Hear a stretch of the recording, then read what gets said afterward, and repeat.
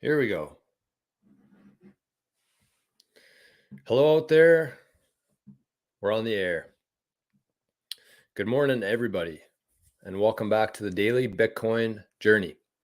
Actionable and logical discussion for Bitcoiners and for future Bitcoiners. Another Q&A. It is Thursday. It's good to see everybody live, YouTube, Rumble, and the folks listening later. Happy Thursday. Johnny's in the house. Letha in the house.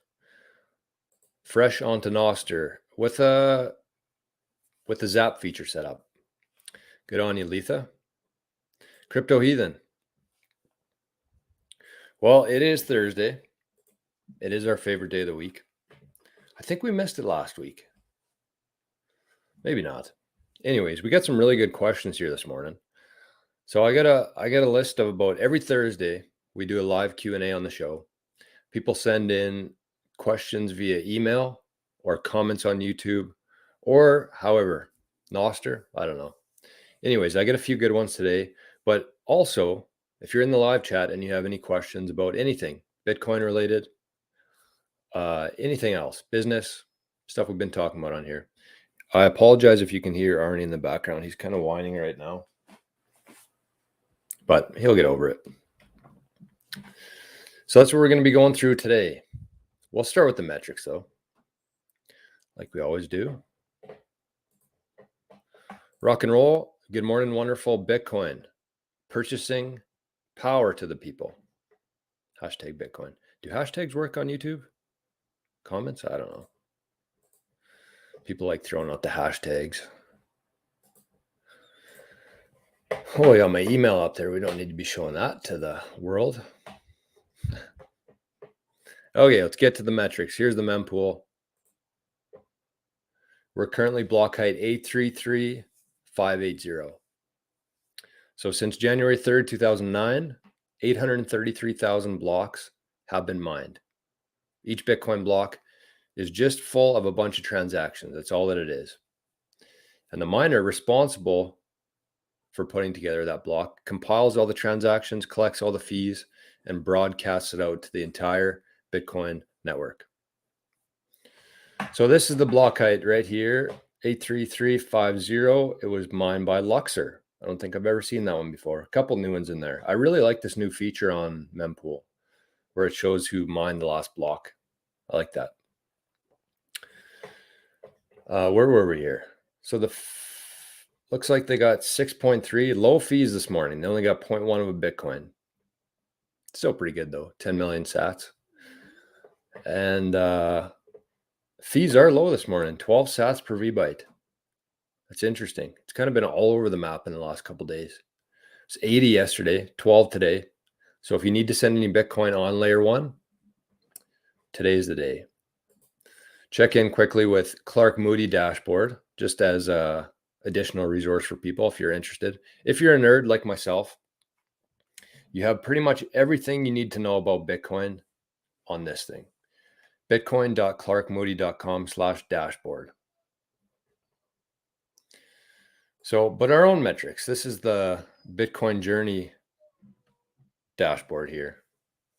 Sorry, Arnie's still whining. I don't know if you can hear it or not, but so today the price $66,680 US. Last year this time, price was $22,218. And 4 years ago today, March 7th, 2020, this was right around the time when the world shut down. I think it was like March 12th or 13th. That's where the basketball player touched the mic and got COVID, and then everything was canceled after that. That was 4 years ago. Price of Bitcoin at that time was $8,195 US. Moscow time today. $1 will get you 1,500 sats on the dot. Here in Canada, we have breached 90,000 once again. Price in Canada, 90,017 Canadian dollars. Moose Jaw time, which is the equivalent of Moscow time here in Canada. $1 Canadian, 1 loonie will get you 1,107 sats. Letha says, "Will you share the link to your interview? I saw several Bitcoin news accounts on X." So I talked about this a couple of days ago. I was going to be on Bitcoin news, but the guy there, the CEO, I guess you'd call him, emailed me yesterday and said that we're not going to be doing that. They have a YouTube strategy. They have a guy doing it right now. And I guess the guy doing it didn't want another guy doing it on the channel. So, so that's okay. It probably worked out for the best. I really want to spend a lot of my time and energy growing this channel and bringing the most to you guys. So that was just something I was going to do for to grow this channel as well. But it's maybe in the future we'll be working together. So unfortunately, no link, no interview, but that's how she goes. Did you guys hear the Arnie there? He's out in the morning. He had a lot of energy. We had a really good sleep last night. 4-year and is it today? 4-year anniversary today of the lockdowns in the US. Wow, that's really hard to believe. It honestly feels like a different lifetime ago, but at the same time, there were some really tough days there for sure for everybody. And I think probably if you're watching this channel, I'm assuming that you're probably one of the people who are more affected than others in terms of your views, your common sense and logic that was severely lacking during that time. So anyways, we made it through. Good morning, Justine. Happy to make today's live. Good morning. Jose, respect to you too. Good for being here today. First time I think I've seen you in the chat. Yeah, that was a loud one. Okay, well, let's get to some questions here. But before we do, I got to find this quote. I want to start with another quote today. This show is going to be mostly focused on security. Mostly. We got a couple other things, but mostly focused on security. So let me find this quote here. I had it loaded up, but then of course I did something else.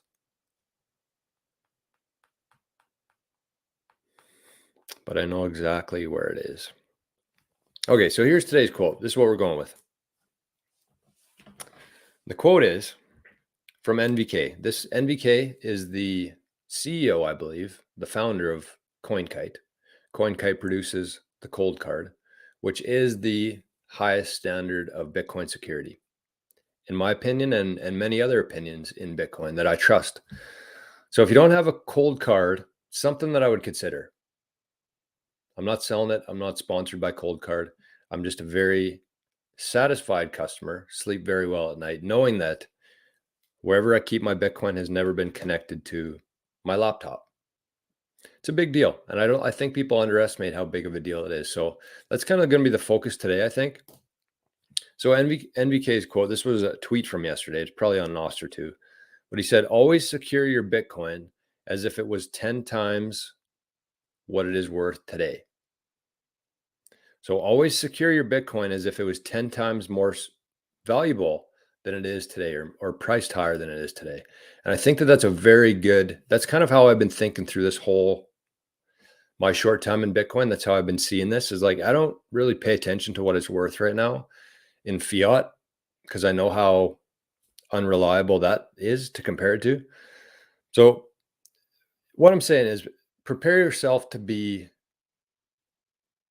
very wealthy. If you're holding Bitcoin today, 2024, regardless of the amount, you're going to be ahead of 99% of the people on Earth.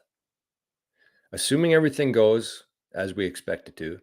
And, more and more every single day, I'm more convinced that that's the case. Everything that's happening. And we're not going to talk about that today.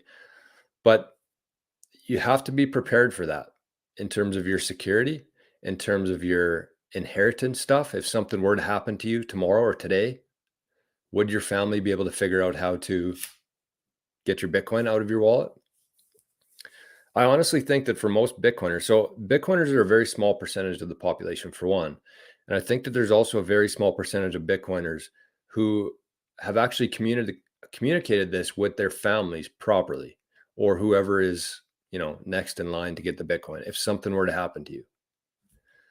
So one thing I would suggest is just get a piece of paper, single piece of paper. If it's more than a piece of paper, nobody's going to be able to understand that who's not familiar with Bitcoin.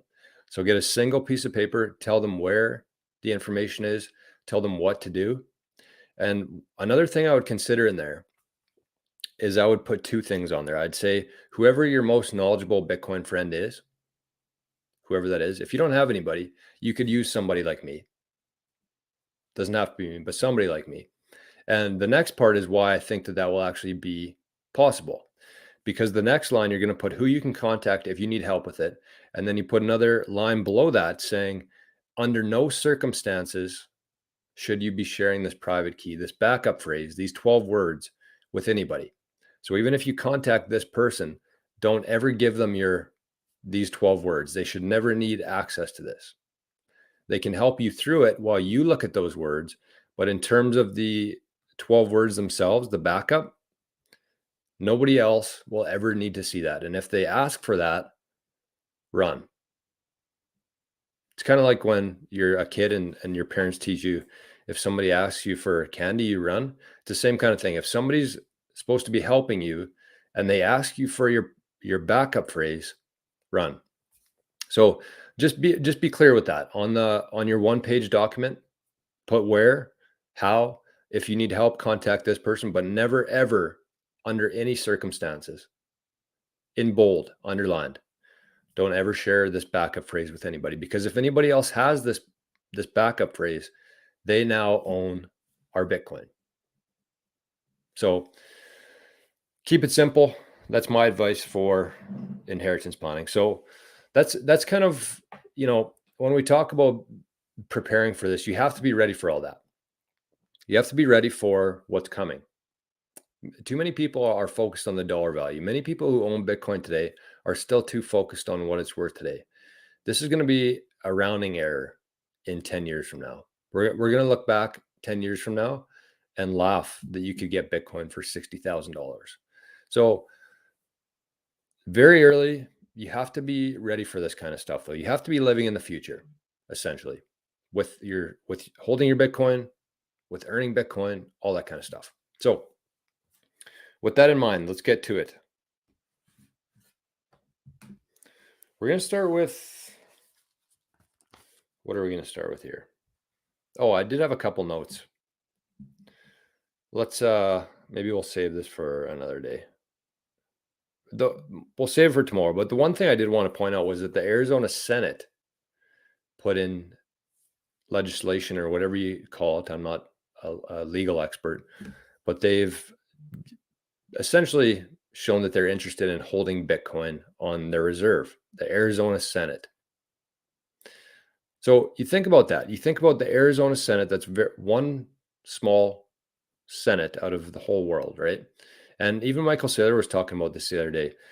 With corporations, there's 330 million corporations on Earth. And if Bitcoin becomes what we think it's going to become, global currency that you hold on to protect your wealth, you hold on your balance sheet in reserves, 330 million corps. And if you don't think that every business will be holding a portion of their reserves in Bitcoin, I think you need to spend a little bit more time learning what's happening here. So that's 330 million corporations. That's businesses. And some of those are massive. Some of them are small. But if you consider even half of those corporations holding Bitcoin in 10 years from now, some of them are going to own, well, I don't know what the price is going to be at that time, but some are going to own a lot of Bitcoin with big reserves, and some are going to own a small amount. But that's 330 million with 21 million Bitcoin available. Corporations, people, countries, senates. Just goes to show, how early we really are here. And that's kind of something to keep in mind here. As you're preparing your Bitcoin security setup, you have to keep that in mind, that this thing is something that you do need to hang on to with your life, because you're only going to get one shot at this thing. And if you've taken the time to learn about Bitcoin, if you've taken your life's energy. Essentially, that's what we're doing with Bitcoin. We're putting everything, every value that we add to the world, we get back and we put it into Bitcoin because we want to protect that. So you want to protect that Bitcoin as much as you possibly can, right? So that's what we're doing. Rick's in the house. Good morning, folks. Did you smash the like yet? Like smashed. So Jose says you'll be able to buy a profitable business for approximately, that's a pretty specific number, 263,232 sats. Be very interested to know how you came up with that and what's your timeline on it. But I do really believe that. I think that, once we get to that point where every single corporation on earth has some Bitcoin, just imagine how many 100,000 sats is going to be worth. And that's kind of why I've started to prepare for that a little bit with different wallets, naming it different things. When the time comes, you can actually use that Bitcoin and spend that Bitcoin on different things. If you want to buy a profitable business, you want to buy a golf course like we're doing at 88 sats. Hopefully that's a plan. Oh, he made it up. Okay. That's even better. Rock and Roll says BlackRock just announced they will also be adding Bitcoin to their own balance sheet.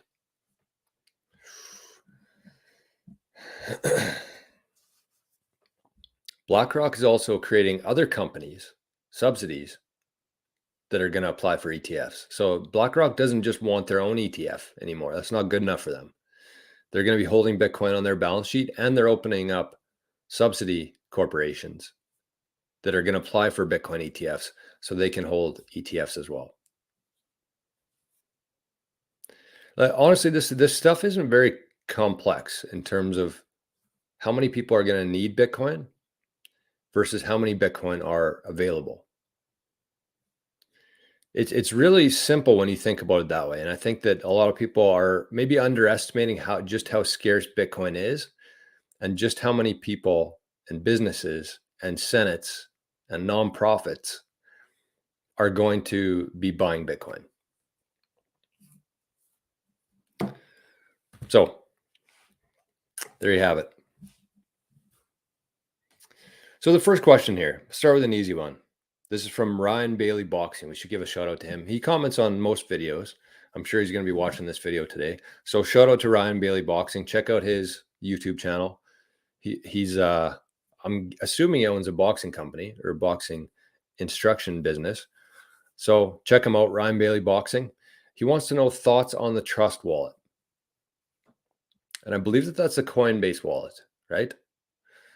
I do have the Trust wallet. I have a few cryptos, we'll call them, that only are compatible with Trust. I bought them 4 years ago, haven't sold them, haven't bought any more of them, but they're sitting on there. One thing I will say about Trust and Coinbase is I definitely do not trust them at all. I think that if you're either buying Bitcoin at Coinbase or you're holding your cryptos Bitcoin on your Trust wallet, I would, if you have any other options, I would look at storing it somewhere else. That's just me. I have about 0% trust in Coinbase. There's just too much there, too much for me. And it doesn't resonate with me at all, Coinbase, and everything that's happening with the ETFs, with what they've been doing with the SEC in the States. I would just, if possible, use a different wallet. And one thing to keep in mind there, if you are using a Trust wallet or an Exodus wallet because you have cryptos as well, make sure that you separate your Bitcoin from that wallet. You can hold those. You can have a Exodus wallet if you want to, if that's your thing, if you like gambling. But make sure that you have your Bitcoin separate, completely separate from that wallet, and it's in a Bitcoin only wallet, like the cold card. That's my advice on there. Yep, my thoughts exactly. I don't want my wallet to be distracted by other tokens. That's a great way to put it. Only feel safe if they're 100% focused on Bitcoin. And I've had people kind of argue that before, saying that it doesn't really matter. There's different elements to it. The technical side of stuff, I don't even give a shit about. I don't care. If you're focused on 100% Bitcoin, you're going to have a much better wallet than somebody who's not 100% focused on Bitcoin. It's just logic. It's the same as anything. Same as anything. So that's a good comment, and I appreciate that. So let's start with, we got a couple questions here. Let me open it up. Hopefully this won't open up on the thing. No.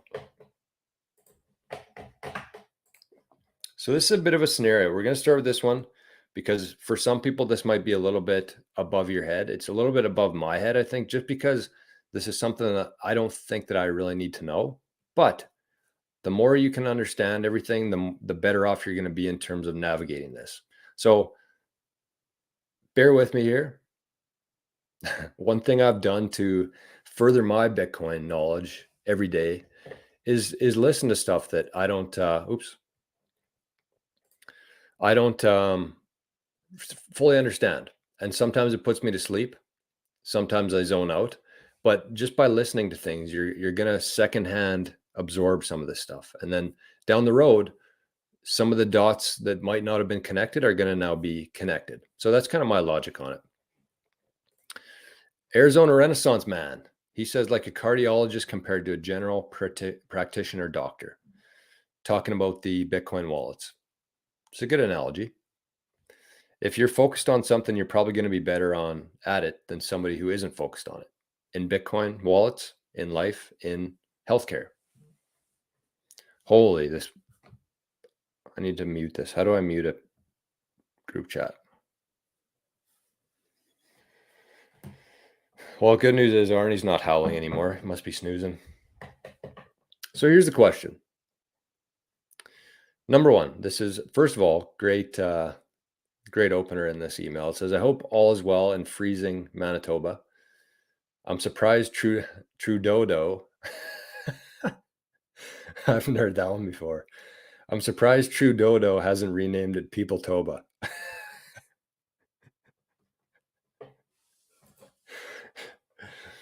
Oh, it's funny, but it's horrifying at the same time.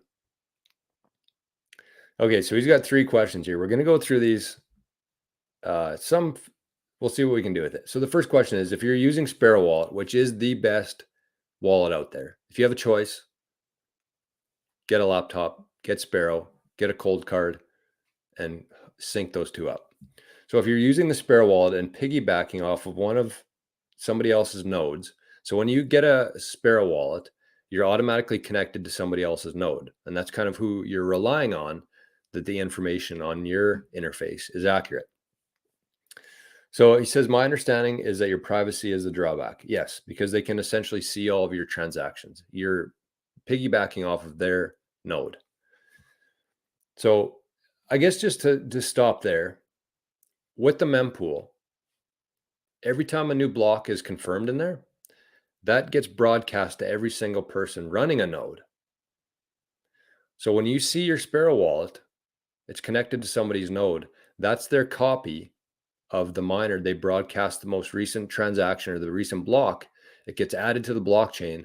And that's what you're seeing there, is somebody else's copy of the Bitcoin blockchain. And so it shows your balance within the blockchain on there. I'm assuming that only matters if someone knows you own the addresses in the wallet. Yes.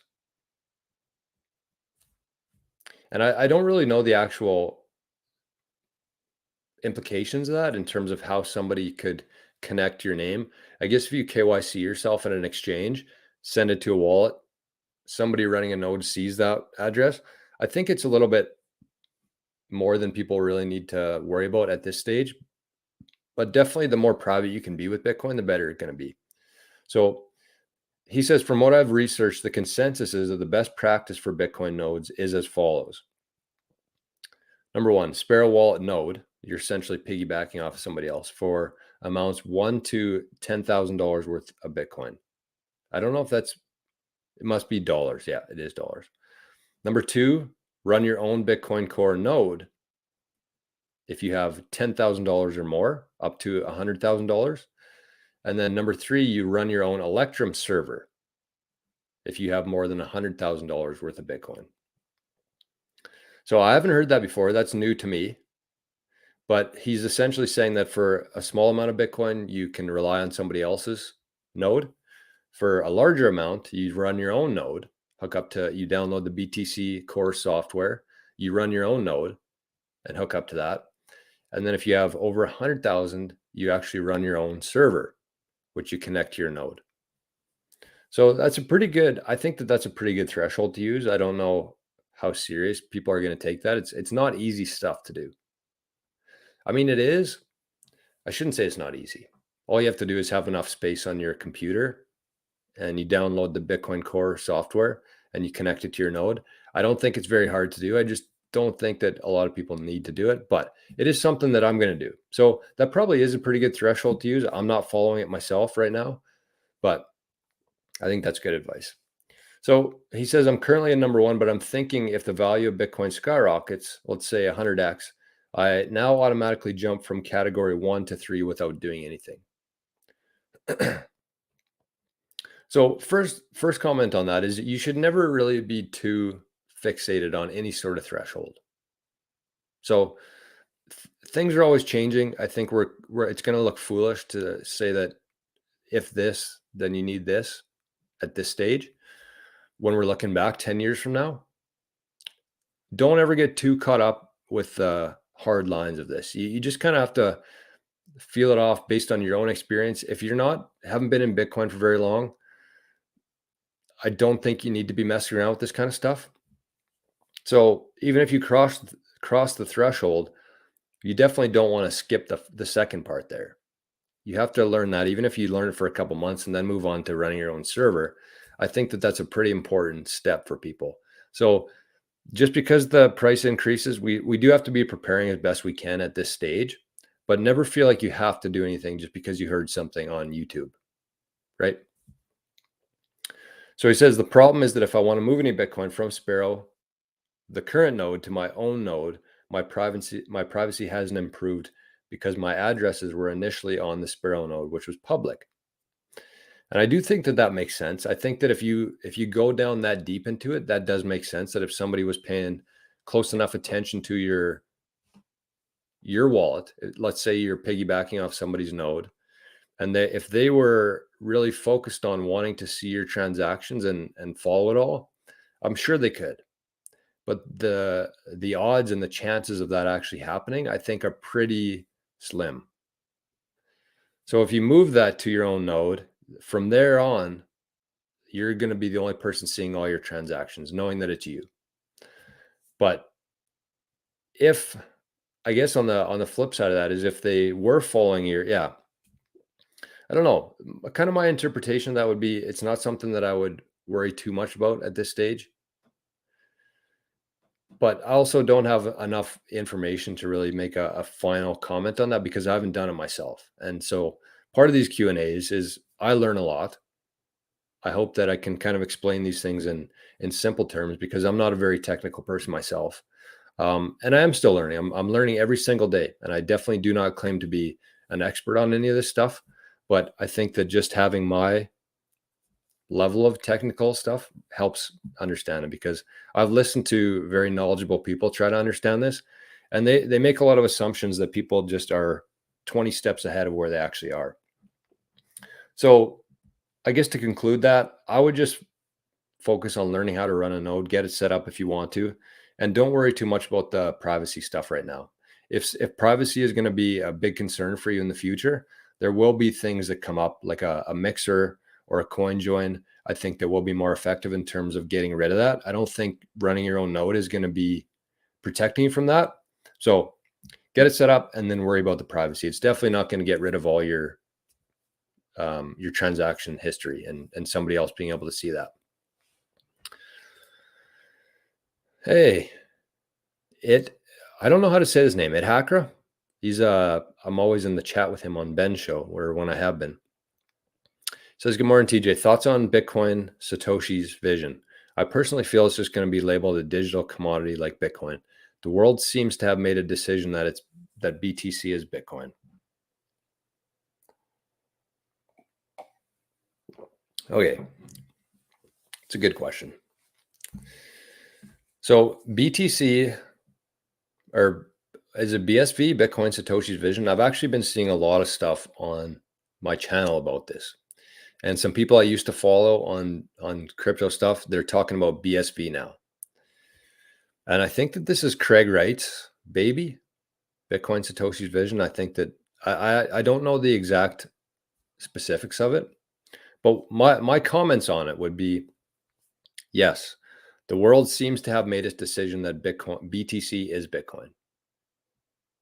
Craig Wright is a fraud, for sure. He's actually not only a fraud, but he's done so much damage to the Bitcoin community. I would never, even if Bitcoin Satoshi's vision was a better version of Bitcoin, I would never run that, specifically because of Craig Wright. He claims to be Satoshi. For those who aren't as familiar with Bitcoin, Craig Wright claims that he's Satoshi, and he's taken dozens of people to court over this. He's exposed a ton of different Bitcoin developers who were wanting to be anonymous. He brought them into legal proceedings, and he's just done such damage to Bitcoin, the Bitcoin community, that I would never, you could call it anything you want, I would never support anything that he did. And I do think that this is something that every time that Bitcoin runs, there's always going to be shit following it. Because people want to profit off of other people, right? And so they're going to find things that are better version of Bitcoin, the faster version of Bitcoin. All these things are going to follow. It's coming. It's already here. And the best thing you can do, I think, is just completely tune that out. The world seems to have made its decision that BTC is Bitcoin. And I think that the real power of Bitcoin is the network. The bigger the network, the more people using it, the more secure it is. And there's billions and billions of dollars of infrastructure into this. And I was actually arguing with somebody about this on LinkedIn yesterday, like a dummy. But I said, he's basically saying that, well, let's start our own coin. We can copy Bitcoin, do the exact same thing. I essentially said, like, start the coin. You put in billions and billions of dollars of infrastructure, get onto the major exchanges, just a laundry list of things that Bitcoin has done that's really made it stand out from everything else. And it is because it's much better. It's because people actually trust it. And that's why Bitcoin is going to fully decouple from everything else. So, I mean, could you make a little bit of money on BSV? Possibly. Is it relevant? No. It couldn't be less relevant, to be honest with you. So focus on Bitcoin, learn as much as you can about Bitcoin, figure out ways to earn Bitcoin, and just stick to one thing. It's kind of like the wallets. If you start going in circles, chasing your tail, trying to find the next altcoin that's going up, you're gonna hurt yourself. So focus on Bitcoin, learn as much as you can, ignore this kind of stuff, and a fork of Bitcoin Cash. Okay. So I would say ignore it. It couldn't be less relevant. If you look at the network compared to Bitcoin versus BSV, it's like 1 to a billion or something. It's irrelevant. Rock and Roll says, been running an Umbral node on a Pi 4. Took me less than 30 minutes to set up. On their site, they have very easy step-by-step instructions. There you go. Umbral. Litecoin only. Speaking of altcoins, Litecoin only in the house. We got a little rocket pop there. I'm late, but good morning. So back to the questions here. Ignore BSV. It's just noise. So that's number 2. So this second one here, if somebody sees a list of my public addresses, is this just a privacy issue, but has no impact on the ability of someone to steal my Bitcoin? This is a good question. And I think that this is something that you need to understand. This is important. So with your public key, saying that if somebody has your public key, is it just a privacy concern, or can they possibly steal your Bitcoin? If somebody has your public key, so let's say that you sold some security cameras to somebody and you gave them your receive address. They now have your receive address. They can go into mempool, copy and paste that into the top there, the Explorer, and they can see your balance. They can see every transaction you've done within that wallet, just from your public key. They cannot do it. They cannot steal your Bitcoin. They cannot gain access to your wallet with your public key, but it is definitely something to consider if you're somebody who's going to be selling Bitcoin or spending Bitcoin or receiving Bitcoin. Anytime somebody has your public address, they can see your balance and they can see every single transaction you've ever done with that public key. And the way I like to think about this, from a very simple, I guess, analogy, would be it's the same as your house address. So if you wanted to mail me a nice letter, Dear Jor, if you wanted to send me a nice handwritten letter, I would give you my mailing address. This is like the public key that you receive Bitcoin into. So it's the same kind of thing. I could give that out to people. A whole bunch of people have my mailing address, but they can't come into my house. And the key to my safe, or the code to my safe, would be like the private key to my wallet. So I would never give somebody the key to my house or the key to my safe, but I would share my mailing address with them. So that's, I think, the best way to look at the public versus private keys with Bitcoin. With your safe, you're not going to give it to somebody. With your house key, you're not going to give it to somebody. And with your private key, you're definitely not going to give it to somebody. That would be the only distinction there, is that I might give my house key to my mom if she wants to look after the house sometime, and then she'd give it back to me.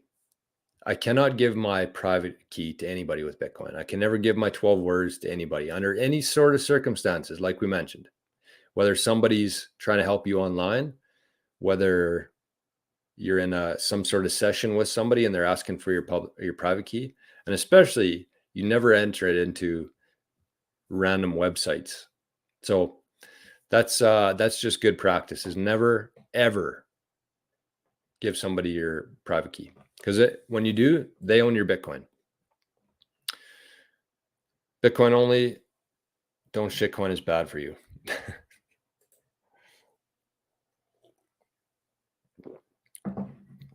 Crypto Ethan says, just like you can see people's transaction history on Venmo. Oh, I didn't know that. We don't have Venmo here in Canada.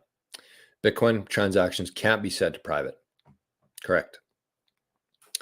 Justine says, is it best practice to get a laptop exclusive for storing Bitcoin along with a cold card? So this is my thoughts. And somebody actually just asked me this last week. Should they be getting their own laptop specifically storing Bitcoin if they also have a cold card? And this is how I would answer that question. I don't think that you need it. Kind of the purpose of the cold card is that you're never actually connecting it to your laptop. You have a micro SD card, you put it into your laptop. I guess you save a file on there, but it's a different kind of connection. You can see the files on your micro SD. You open it up, you can see your file in there. So you don't actually ever connect it to your laptop. So what I would say is that if you are somebody if you're very comfortable in life, if you have the money to be spending on a new laptop, specifically for crypto, or for Bitcoin, I would. If you're somebody who doesn't have much access to capital, I would probably put that into Bitcoin instead. So if you had $1,000 you were looking to buy a Bitcoin laptop to pair with your cold card, I would probably just buy $1,000 worth of Bitcoin. That's just my opinion. And I've never heard anything arguing that. I've never heard somebody say you have a cold card, but then you also need a laptop. One thing I would say is that I do think that if you did have a laptop exclusive to Bitcoin, it's probably preferred. It's probably like a little bit more secure, but I just don't know if it's worth spending that kind of money. I would rather just buy Bitcoin with it. If you got a cold card, you got the cold card set up properly, which we're going to be talking about here in a second, you're probably pretty good. Litecoin only says, I'm a Bitcoin and a Litecoin maxi. Your name's kind of confusing then. But no, I get it. Nakamoto standard. I get it. Litecoin and Bitcoin are very similar. And I do think there will be use for Litecoin by certain countries, certain groups. in the future. I would separate your Bitcoin from any alts you plan to store. Cold card, Blockstream, Jade. Yep, agreed with that. Cold card, Blockstream, Jade for Bitcoin, Trezor for any altcoins. Strongly agree with that. This is another great point from Jose. One strategy is using an old iPhone as a Bitcoin only phone. I do think that this is something that you could put. So something to consider here. Oh, Bitcoin just hit 68,000 bucks. Nice. Something I would consider here is, I know we're kind of all over the map right now, but that's okay. That's what the Q&As are. But one thing I would consider is get a cold card, put 95% of your Bitcoin onto that cold card with a passphrase. And then you could have other things scattered around like an old phone, download a Moon wallet on there or a Phoenix wallet on an old iPhone and put some Bitcoin on there. I just like having a few different reservoirs, I guess you'd say, in case something were to ever happen to it. You know, I never want to be in a position where 100% of my Bitcoin is in one wallet with one UTXO. I just think that you expose yourself to so much risk with that. So even if something did happen and you lost that Bitcoin, you can still have, 5 or 6 different wallets kind of distributed with a decent amount of Bitcoin on there. So that is a great strategy. If you're connecting it to Wi-Fi only, that adds another layer of security as well. If you're not using a SIM card, it takes away the ability for somebody else to get access to your SIM card.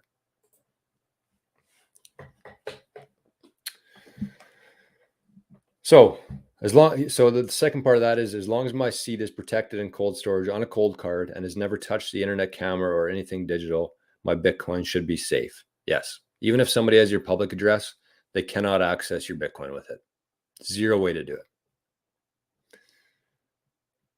So the third question here, this is a pretty good one. We got the whole episode pretty much talking about this email. So in Sparrow Wallet, I've noticed in the settings section that there's a section called xpub, zpub. I've never been able to make any sense of the xpub displayed. It doesn't agree to the xpub on the cold card. Any thoughts? So xpub, people hear that word or that term and zone out, just kind of like when they hear hash rate, zone out. So xpub is essentially like a newer upgrade to Bitcoin. I think it's BIP32. So BIP stands for Bitcoin Improvement Possibilities. I don't know. It's different ways to improve Bitcoin that everybody agrees on and everybody running a node agrees on. So I think it's BIP32.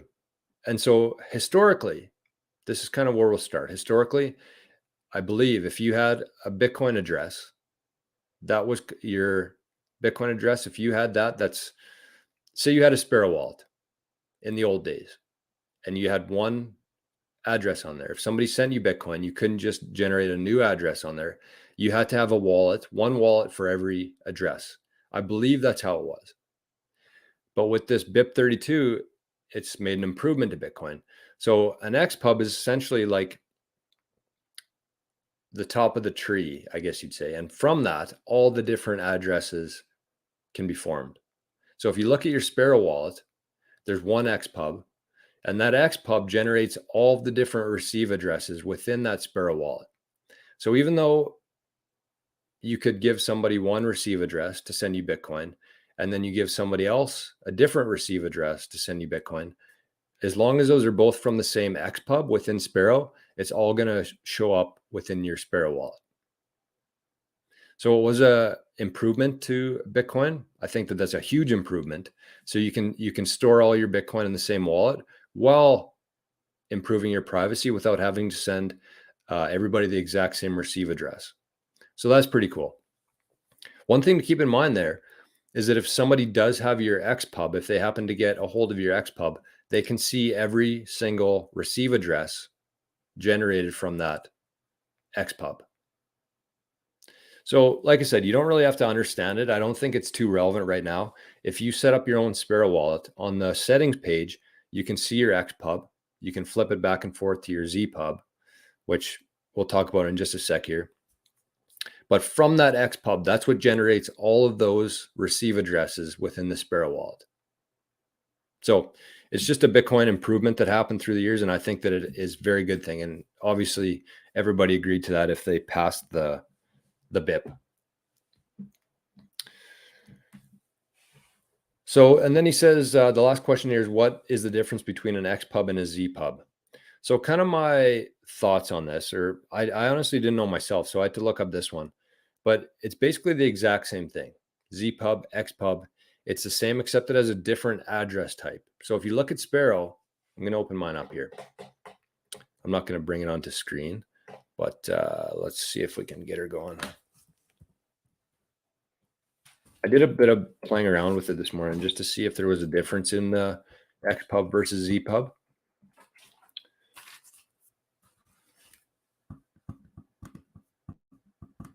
Hold on. So when you set up a new wallet, you're going to be presented with the policy type, single signature, or multi-signature. So that's the kind of setup that you have.